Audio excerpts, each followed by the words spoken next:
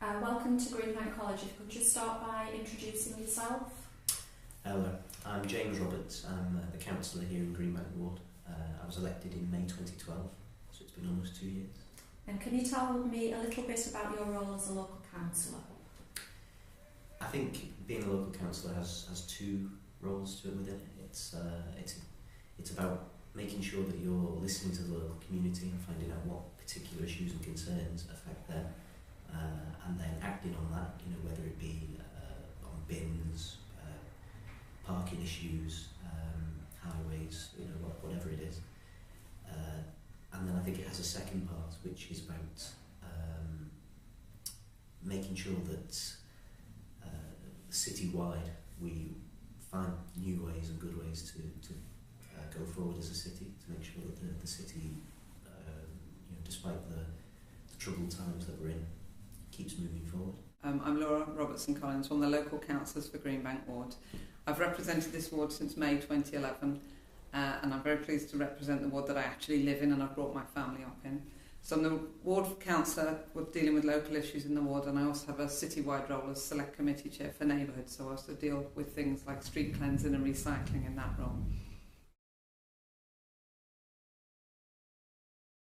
What issues do you think people in the ward are most concerned about? Well, in this ward, there's some very specific issues to this ward. One of the things is that we have such a large student population in the ward. About a third of this ward, that's more than 3,000 people, are aged sort of 18 to 21 or 22 because they're full-time students at the universities. So that brings a lot of interesting issues. It's great to work with young people, but also they tend to cause a lot of noise and a lot of mess, which upsets some of the older residents. So there are a lot of issues around getting those two communities to work together and live happily alongside each other. There's lots of other issues, some of them around, we've got lots of businesses on Smithdown Road, which is great. We want vibrant local businesses, but again, that can bring a lot of problems for the local community in terms of issues around parking, waste disposal, things like that. So there's a lot of those local environmental issues that take up a lot of our time. I think different parts of the ward have different concerns. I know that the Dales part of the ward by Smithdown Road, the long-term residents there are particularly concerned about the way the students behave. They're not sure about the students making too much noise of a night and making too much mess with their bins.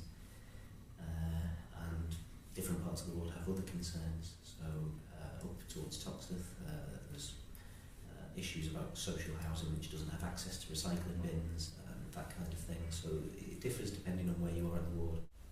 What could be done to solve these issues? Well, as I've mentioned, some of the issues around students and making sure that they can live happily and peacefully with their longer term neighbours. We've set up a residents group, for example, on the Dales, the Liverpool 15 streets, and we make sure that they meet and speak to the student representatives from the university so that we have a continual dialogue so that those communities are working together and talking to each other and supporting each other. Some of the issues, I say, a lot of it is around things like increasing recycling and trying to keep the area clean. So it's about sort of working with councils, contractors and partners and other organisations, again back to the students' unions, trying to make sure that everybody looks after the local environments. There's a lot of things around that we spend a lot of time doing. Well, I think the big way of solving these issues that we're working on at the moment is through partnership working. We're making sure that we get police, community support officers, the universities, for example, when we're considering the Dales, the students' unions, the social housing providers. We're making sure we get them all in the same room, and then we can come up with a combined approach. And so far, the work that we've done on that's had a really positive impact on the area around Smithdown Road in reducing the problems with antisocial behaviour. Why is it important that young people vote? It's absolutely vital that young people vote. We've got a real problem in this country at the moment because old people do tend to vote, younger people are voting less, and that is a real issue in terms of politicians. The reality is we do have to listen to the people that are communicating with us, and if you're going to vote, obviously that is an important message. So if you want to be listened to, you do have to kind of participate in that democratic process. It's absolutely essential that young people, students and so on, register to vote and take part in that process and join political parties and make sure they speak to politicians and are kind of engaging at that level, because we really want to work for the whole community and with the whole community, but we have to be in a conversation with people and hear what their issues are. So participating is really, really important. Proportionally speaking, older people tend to vote more than younger people, and the older you get, the more likely you are to vote. So when politicians see those figures, they think, well, if younger people don't bother to vote, then we'll make sure that we target our policies at older people who do vote.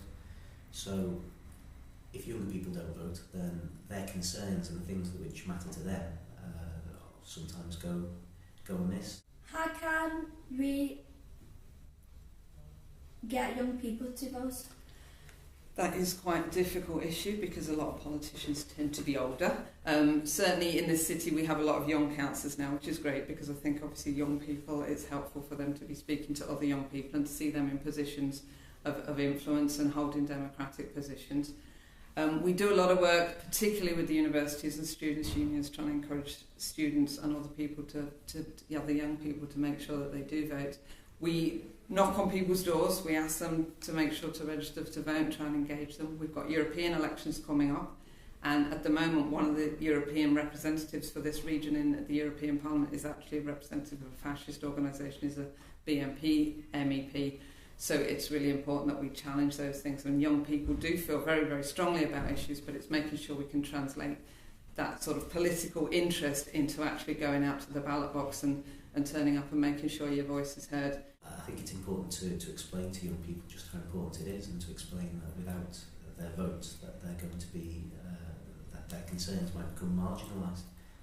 Yesterday it was National Voter Registration Day, and I made sure to go out and speak to new students, 18-year-olds at Hope University, reminding them that they should sign up to vote. I was knocking on doors, reminding them, but again that's one strand which can be taken. I think another important strand might be social media. Young people are more likely to use social media than older people, so it's important to get the message out through as many different channels as possible.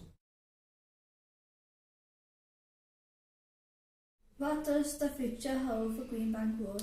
Greenbank Ward's got a fabulous future. It's a really vibrant, diverse ward.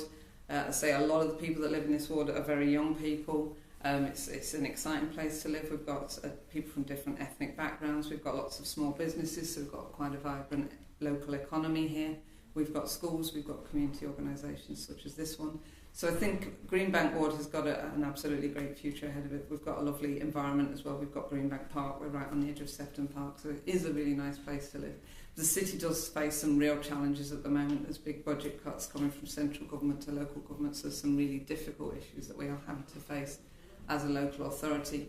It's working with people locally on the ground, working with partner organisations, with the police, with the universities and so on, to kind of really get the best for our community and make sure that we maximise those opportunities by everyone pulling together. But Greenbank's a great place to be. Well, the Mayor likes to say that Liverpool's best days are ahead of it, and I think that's true with Greenbank Ward as well.